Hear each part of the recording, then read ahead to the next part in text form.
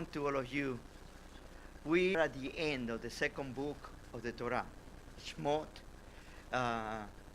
This book is a very special book because this is the bringing up the people of Israel.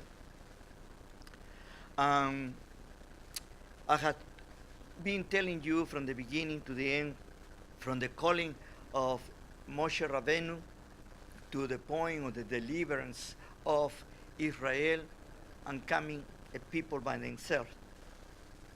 The acknowledgement of the God of Abraham, Isaac, and Jacob by a people that basically almost has already forgotten who the real God was. We have seen in this last parashot that there has been a moment, a crucial moment, of the worst time of Israel, the Egel Sahab, the golden calf. And only to try to understand that, our sages, our Rabbi, they tell us that when Moshe Rabbeinu brought back the second tablets, was at the time of Yom HaKippurim, Yom Kippur. And this is the beginning of this precious Hag, festival, the Yom HaKippurim, the Day of Atonement, the day in which all Israel was forgiven for what they did. With the intervention, of course, of Moshe Rabbeinu, and the Creator showed his Rahamim to all of us. What I want to do in this parashot, because there are two in this week, is Vayakhel and Pekudei. And interestingly enough, this Shabbat is also called Shabbat Parah. That is the Shabbat of the cow. And there is so much relationship with all of this, with the Gel Sahab, about how you hear about the term the Sota, the unfaithful woman, and the water that she needs to drink. And if you look, for example, I always telling you about the scriptures are given to a people who spoke a language of pictures, not a language of definitions, but a language of description and pictures. And here, the people of Israel, after their sin, what Moshe Rabbeinu does with them, melts all this golden calf and make it in water and make it to the people of Israel to drink it. Similar idea about the kosher that is made with the parah for the unfaithful wife, supposedly, that needs to drink something to show her faithfulness. Sometimes we do not understand what is happening right now to Israel, modern Israel, because we do not understand history, and we don't understand the Torah revelation to us.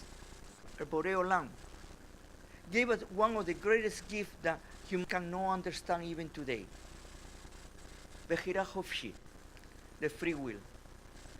You see, it's something, the greatest thing that the Creator has given to us as human beings.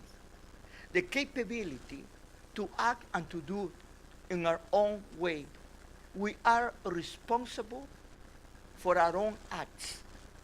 We cannot blame somebody else for what we do.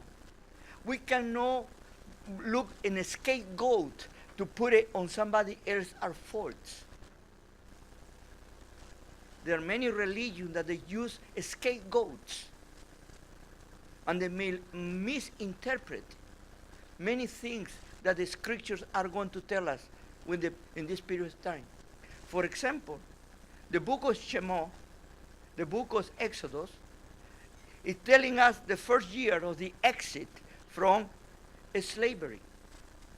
And then we are going to see at the end of this book, we're going to start the second year. And this second year is about the inauguration of the Mishkan. And for 1 month, one book is going to be related to that. That is the next book that we are going to see, the third book, Vayikra, or Leviticus. This book is only 1 month, the period of time of Israel. And then after Vayikra, we are going to have the fourth book, Bamidbar.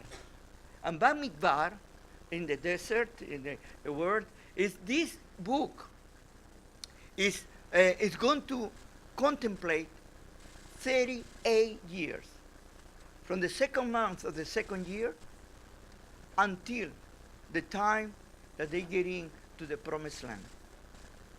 38 years of going around. Why? Because Israel disobedience. Why? Because Israel couldn't learn it.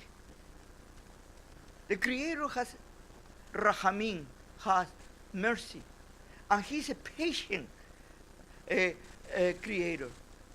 But at the same time, He's a father. He's a parent, because He's a father and a mother. He's a parent. And you know, when you have children and your children revolt to you, you have a very difficult time as a parent. Because what do? You punish them? Or what do? What is the best way to deal with rebel children? What the Torah teaches is about that the parents, they need to give to their children all the education, all the training that they need to have a moral stature, to live accordingly in the right way. The parents, they teach you from the beginning the fear to the Creator, reverence to the Creator, and that to follow the right path, the right moral status. But then, as our Creator, Borei Olam, did with us, we as parents, we need to do the same with our children. We need, once we have taught them, we need to allow them to exercise the Bechirah Hofshi, the free will. For us parents, it's the most difficult thing. Have you ever been in the process when your children, for the first time, they leave home? Or when your children, for the first time, they drive a car? Or when your children, they go for the first time to school by their own, and you don't need to go with them? You know, the children don't realize that. But we as parents, we are suffering. And we would like to be behind them. But if they see us that we are behind them, they will get upset with us. Then we need to go far, far behind, but at the same time, we are looking at them without them realizing that we are looking at them. That is our Creator. He is behind us. And when we turn around, two sides, we don't see Him, but He sees us. He cares about us because He loves us. He loves us with eternal love. In these portions, we are seeing that the Creator, because of the sin of Israel, He made us a tabernacle. He made us a mishkan, a sanctuary. He made us the Ohel Moed, a tent of meeting. Why? Because in that we will be able to concentrate ourselves and to focus on Him alone. To have a place that we can return and to say, I have a relationship with Him. The Creator made us of His likeness and image. What it means this? This is very important for you and I to understand. It's not that He gave us 2 eyes, 1 nose, and a mouth. Not that He gave us a physical body. What He gave us was this: attributes and characteristics that we had from Him. You know, even the possibility to love and to hate, the possibility to desire something, all of those, you know, are part of being a human being in a way that you cannot touch it. Have you ever been able to touch your feelings? Have you ever able to touch what you think? But you cannot deny that you have it. But what it was, He revealed to us. You know, it's very interesting because most of the religions is the opposite. It's man who reveals to God. It's man who wants to have a relationship with God. And what is the Torah teaches? He made God to his likeness and image for him to have a relationship with us, and we need to correspond to that. We react to him. That is the true relationship. And what it means a relationship? I was speaking with a psychologist, and that was very interesting because psychologists, they want to put it all in the brains now. You know? In the Torah talks about the heart, the level. That is the center of everything. The intention, you know, the kavanah. And what are we are trying to understand? The Creator wants you to have a relationship with him. Blessed be his name. But what is the relationship? Have you ever had a forced relationship? He doesn't want that. You know, have you seen those marriages that have been done by force? Do you think a marriage done by force is going to be fruitful or going to be good? Marriage is by acceptance, by giving yourself, correspond to something that's given to you. If you are forced to a marriage, it's not a marriage. It needs to come from you. The Creator wants a relationship with us. But the relationship has two sides. Always all relationship has two sides.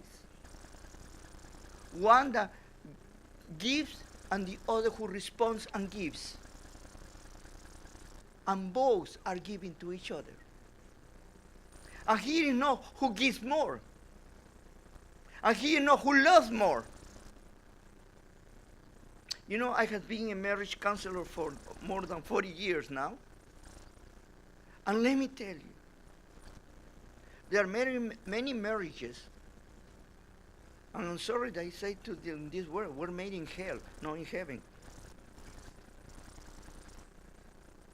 Because they marry for the wrong reasons, not for the right reasons. You know?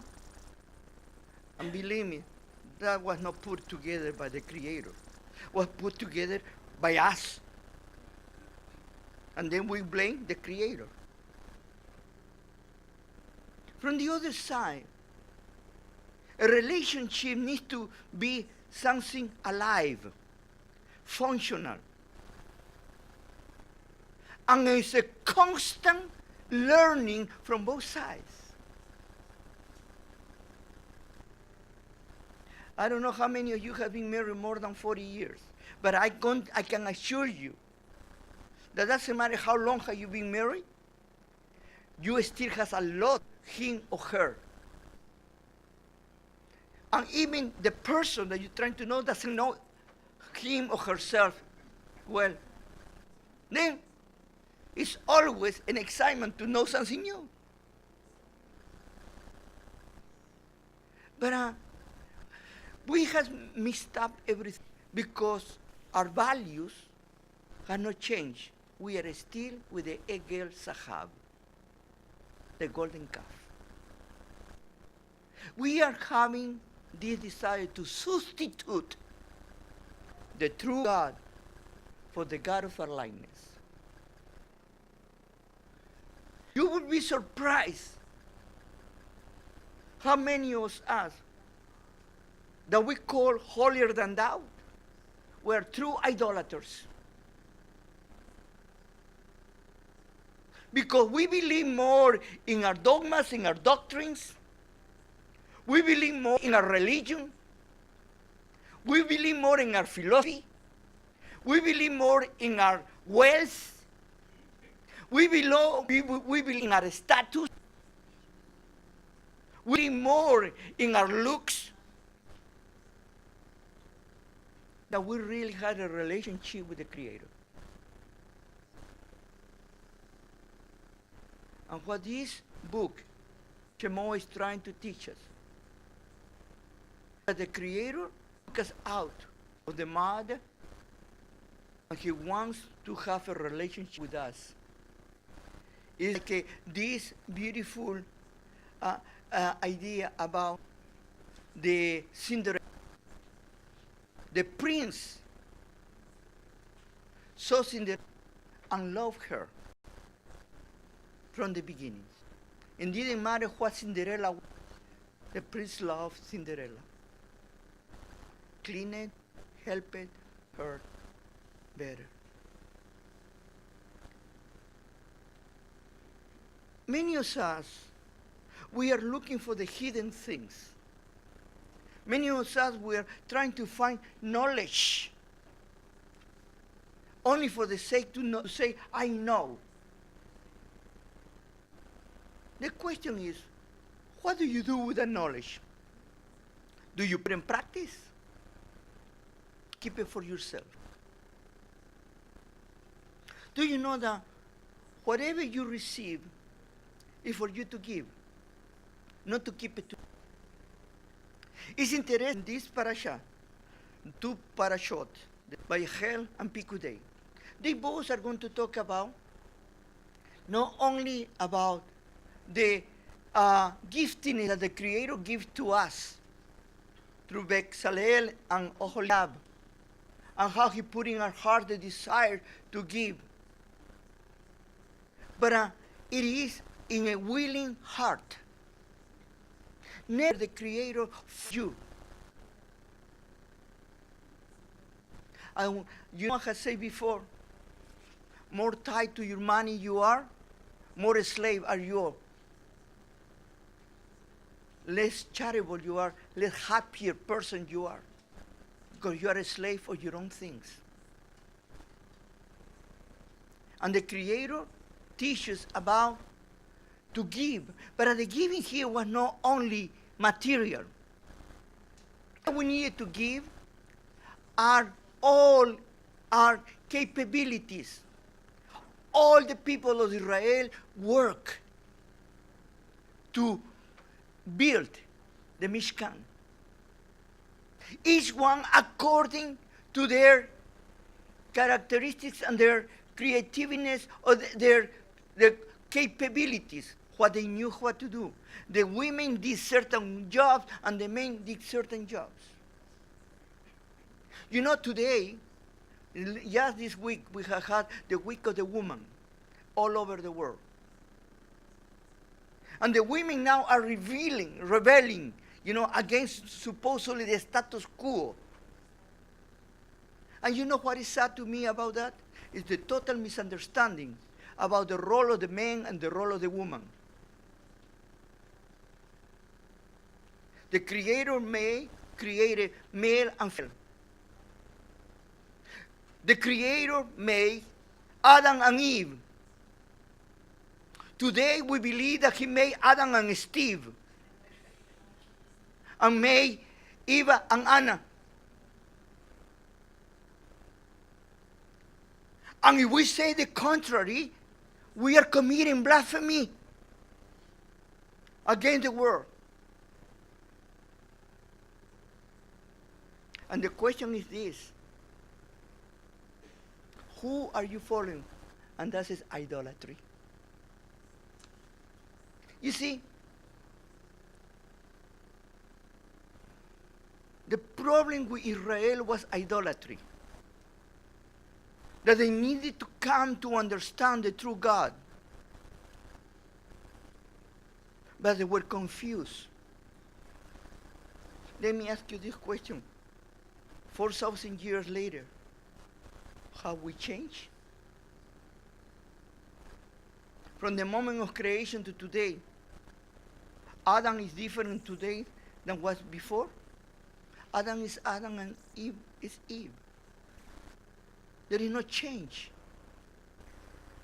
Maybe we have evolved, we are more technologically savvy. But are you going to be surprised that technology has not helped us at all? Totally the contrary. It's confusing us even more and more. Sometimes we have advanced so much that we do not know how to use it, utilize it. One of the greatest examples is the atomic bomb. You know, atomic energy is wonderful if we know how to utilize it. But what do we have used it for? We are obstructive. And then when I was talking to you about parents trying to tell children when they are going out, the children learn the good things from their parents. But what happened? The children want their freedom. They want to exercise their own wings like the birds. You know, and parents, they need to be wise.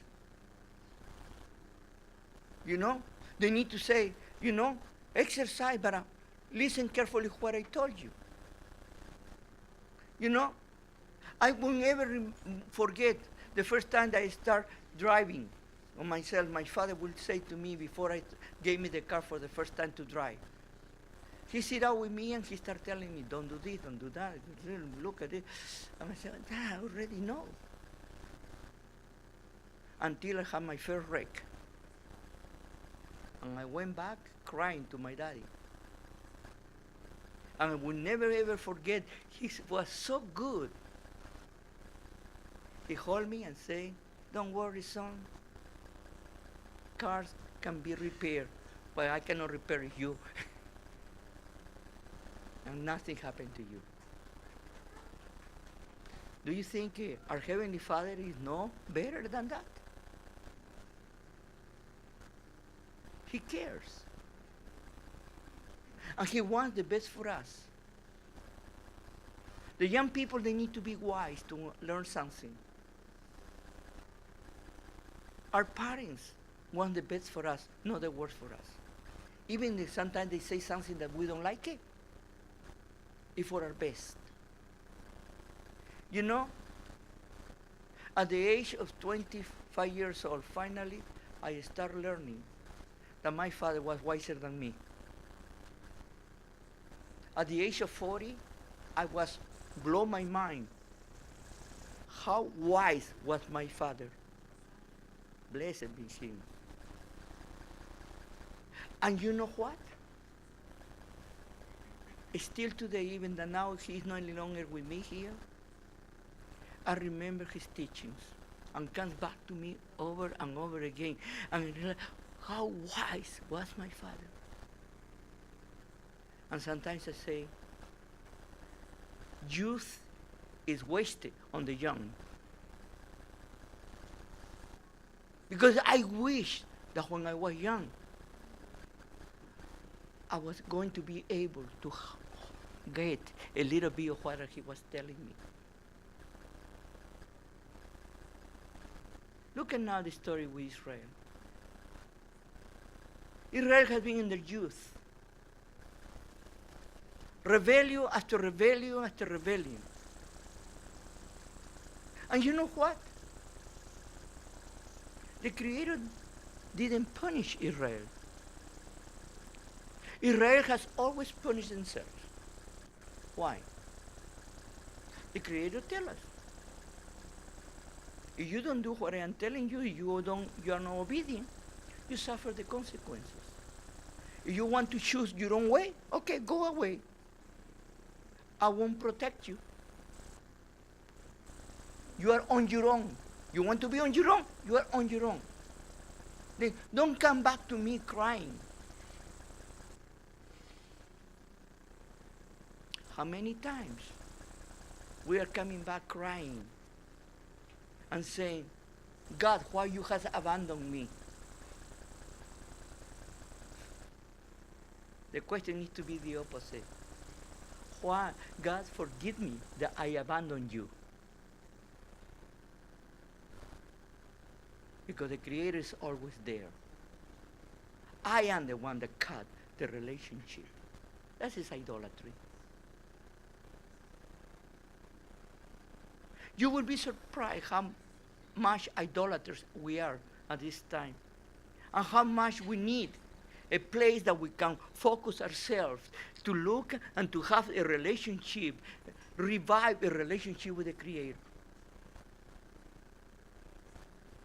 And it's not the furniture.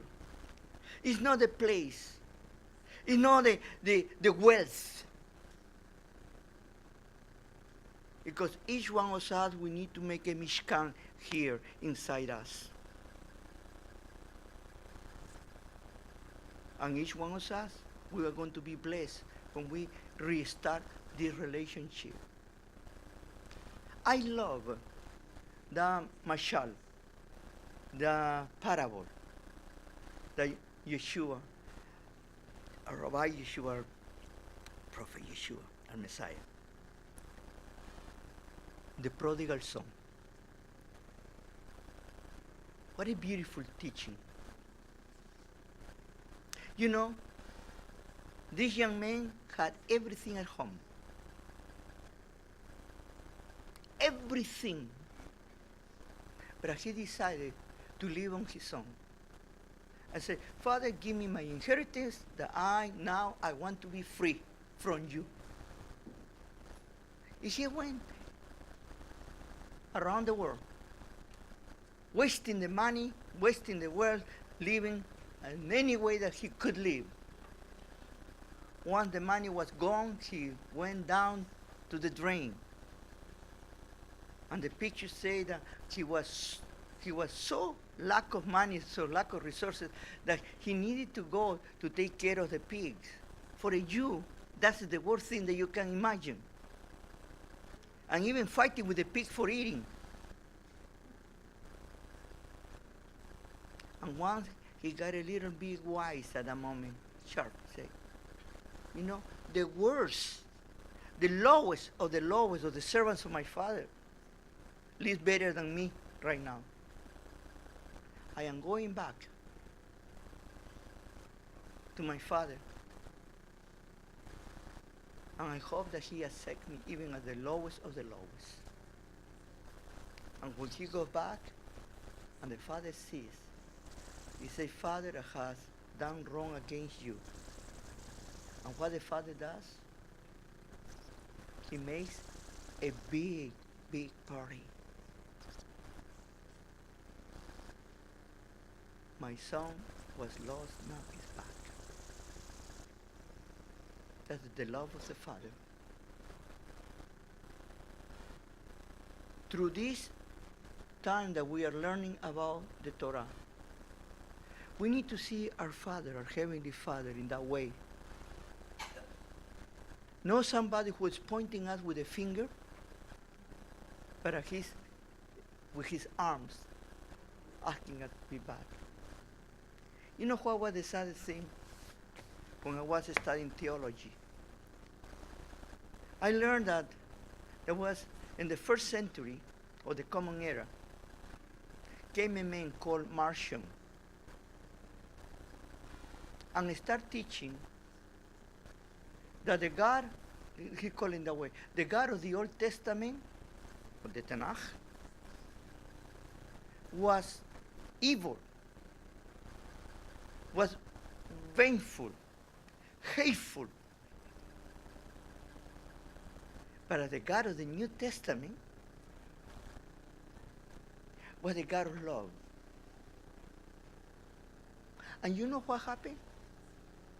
That teaching has been encrypted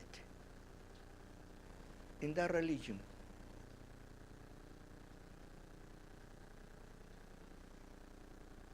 The new God, the young God, is pure love. The other one is not.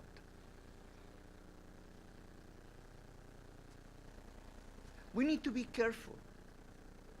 What do we listen and what do we follow? We need to be careful what do we believe. Because we are responsible for what do we believe. You cannot blame your neighbor, you cannot blame your teachers, you cannot blame anybody. You are responsible. It is my prayer at the end of this book that we can learn something from Moshe Rabbeinu. I always call him the reluctant leader, that at the end he came back for us. that we can learn the love of God, that He, in spite of ourselves and in spite of the things that we do, He's faithful and He never, ever abandons us, in spite of what we do. It is my prayer that when we start the next book, we are going to have open minds to understand what it really means, korban, korbanot, the offerings, and why the Creator allowed these things to continue, and what He was teaching to His people. No the theology, but the reality. And you're going to see that there are many things that many of us, we have learned through the times, that don't hold water because are ideas of men, instead to look at what the Creator teaches. It is my prayer that we, in this community, we keep growing in His Word. We keep growing in His desires, and we learn to have a relationship with Him, not a relationship with a religion or being religious. You know, it's not how much you dedicate to a religion. It's how much you develop a relationship with the Creator. And like I say to you, a true relationship takes two to tango. The Creator reveals you, you receive it, you respond. And believe me, you didn't choose Him. He chose you. May the Lord bless you for this wonderful Shabbat. Shabbat Shalom.